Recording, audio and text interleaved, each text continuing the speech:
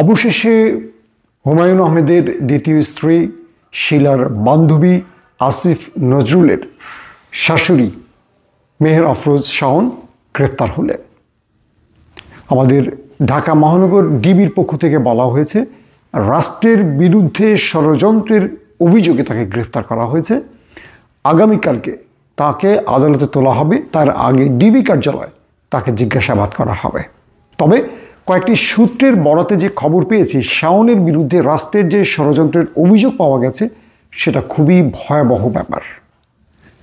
একজন অভিনেত্রী পর্দার অন্তরালে কী ধরনের ষড়যন্ত্র করতে পারেন সেই ব্যাপারে কিছু আভাস পাওয়া গেছে, যদিও এই ব্যাপারে সত্য তথ্যগুলো এখন পর্যন্ত আসেনি। তবে সেটা তাকে পুলিশ রিমান্ডে নেওয়ার পর হয়তো তথ্যগুলো আমরা পাব।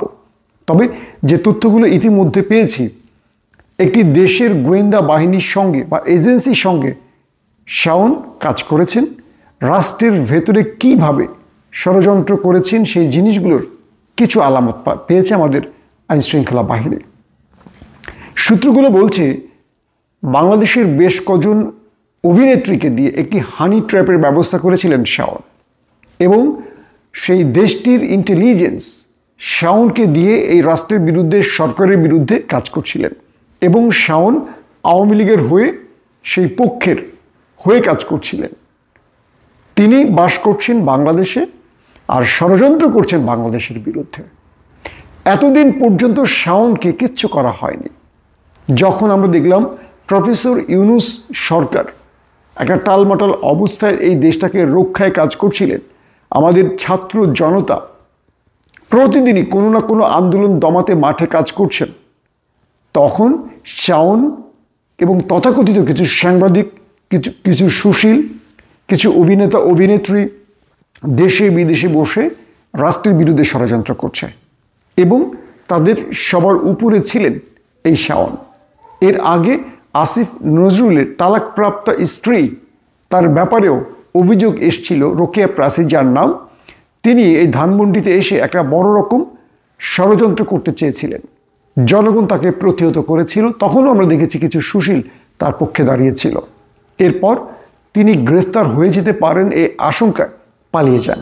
তবে তিনি কোথায় পালিয়ে গেছেন এই ব্যাপারে কিছু তথ্য আমাদের কাছে এসেছিল।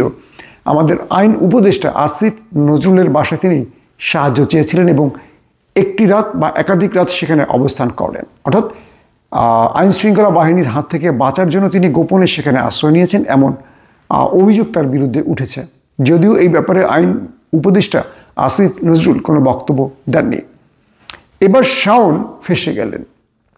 এতদিন পর্যন্ত শাওনের প্রতি এই রাষ্ট্র করুণা করেছিল, যাতে করে শাওন অ্যাটলিস্ট চুপ থাকে, বা যেহেতু একজন উপদেষ্টা বা হুমায়ূন আহমেদের স্ত্রী বা তার মেয়ের জামাই, যদিও এটা সৎ মেয়ের জামাই, আসিফ নজরুল উপদেষ্টা, সব কিছু মিলে হুমায়ূন আহমেদের পরিবারের সম্মানকে চিন্তা করে সরকার তার ব্যাপারে কোনো ব্যবস্থা নেয়নি।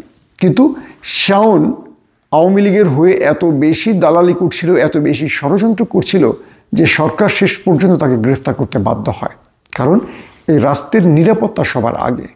এদিকে শাওনের জামালপুরের বাড়িটিতে বিক্ষুব্ধ জনতা আগুন ধরিয়ে দিয়েছে।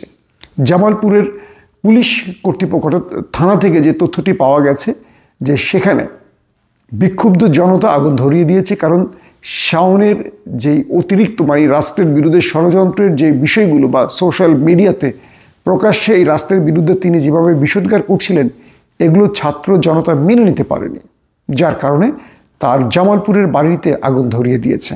আমরা জানি শাওনের মা আওয়ামী লীগের সংরক্ষিত আসনের এমপি ছিলেন, একাধিকবার তিনি এমপি হয়েছেন সংরক্ষিত আসনে, এবং শাওন নিজেও আওয়ামী লীগের টিকিট চেয়েছেন একাধিকবার।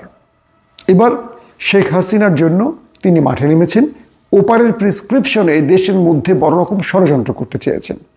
আর যে কথাটি প্রথমে বললাম, সবচেয়ে ভয়ঙ্কর যে তথ্যটি আমরা পেয়েছি, ওপারের প্রেসক্রিপশনে আমাদের এই শোবিজের অনেক তারকাকে নিয়ে শাওন এক ভয়ঙ্কর অন্ধকার জগৎ তৈরি করেছিলেন, এবং তাদের মাধ্যমে তিনি চেয়েছিলেন যে কোনোভাবে এই রাষ্ট্রকে একটা বড় রকম ধাক্কা দিতে।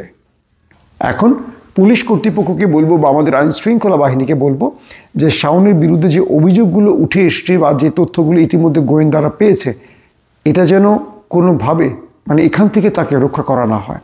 সে আইন উপদেষ্টার শাশুড়ি হোক বা হুমায়ুন আহমেদের স্ত্রী হোক বা যাই হোক বা তারকা জগতের একজন অভিনেত্রী হোক, যেটাই হোক, আমরা আশা করব যে তাকে আমাদের আইন শৃঙ্খলা বাহিনী কোনো প্রকার বাঁচাবার জন্য চেষ্টা যেন না করে, কারণ এরাই এই দেশকে বড় অন্ধকারে ঠেলে দেবে।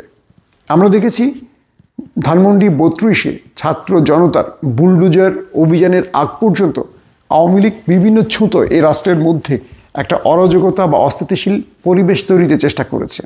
তারা পুরো ফেব্রুয়ারি জুড়ে বাংলাদেশে বিভিন্ন রকম আন্দোলনের ডাক দিয়েছে এবং তারা লিফলেট বিতরণের মতো কর্মসূচি ঘোষণা করেছে অবৈধ নিষিদ্ধ ছাত্রলীগকে নিয়ে। তারপর শেখ হাসিনা তার মুখটা খোলার সঙ্গে সঙ্গে জনতা খেপে গেলেন। এদিকে আরও কিছু তথ্য পাওয়া গেছে, সোশ্যাল মিডিয়াতে কিছু তথ্য পাওয়া গেছে এরকম, ধানমন্ডি ৩২-এ কালো পতাকাধারী কিছু ব্যক্তি প্রবেশ করেছে এবং সেখানে তারা ফ্ল্যাগ বহন করেছে। আমি আপনাদেরকে সতর্ক করে বলে দিচ্ছি, যারা আমার ভিডিও শুনছেন এবং বেশি বেশি শেয়ার করবেন, এই তথ্যটা খুবই ইম্পর্টেন্ট।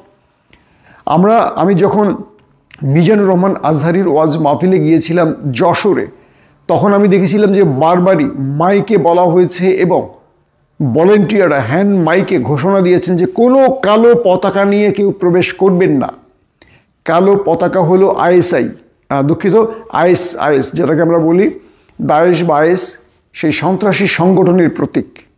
এই কালো পতাকা বাংলাদেশে আমরা এতদিন দেখিনি। হঠাৎ করে প্রফেসর ইউনূস ক্ষমতায় বসার পর হঠাৎ করে দেখি দাড়ি টুপি পাঞ্জাবি পরে একদল কালো পতাকা নিয়ে ওয়াজ মাহফিলে যায় এবং আদ্দিন কর্তৃপক্ষ তাদেরকে শক্ত হাতে দমন করেছিল। একদল সেখানে কালো পতাকা নিয়ে যায়, আরেক দল সেটা ছবি তোলে, খুব ইন্টারেস্টিং ব্যাপার, এবং সেগুলো সোশ্যাল মিডিয়ায় দেয়া হয়। এবং ভারত এই ছবিগুলো মানে ভারতীয়ভাবে বা আমাদের ওপারের ষড়যন্ত্রকারীরা এই ছবিগুলো ইন্টারন্যাশনালি আন্তর্জাতিক বিশ্বের কাছে তুলে দিয়ে বলছে যে ইউনূস সরকার একটা জঙ্গিবাদ সরকার, মৌলবাদী সরকার, তারা এই দেশটাকে ইসলামিক সন্ত্রাসীদের মাধ্যমে শাসন করছে বা ইসলামী সন্ত্রাসীদেরকে ইউনূস সরকার লালন করছে, এরকম অভিযোগ তোলা হচ্ছে। তো ধানমন্ডি ৩২-এ যখন শেখ মুজিবের বাড়িটি ভাঙচুর করা হয়, তখন দেখি দাড়ি টুপি পাঞ্জাবি পরা কেউ কালো পতাকা, যদিও আমি ভিডিওতে না, একটা স্টিল পিকচারে সোশ্যাল মিডিয়া দেখেছি, কতটুকু সত্য জানি না, যদি সত্য হয় এটা খুবই আতঙ্ক বা খুব আতঙ্কিত একটা আতঙ্কের খবর।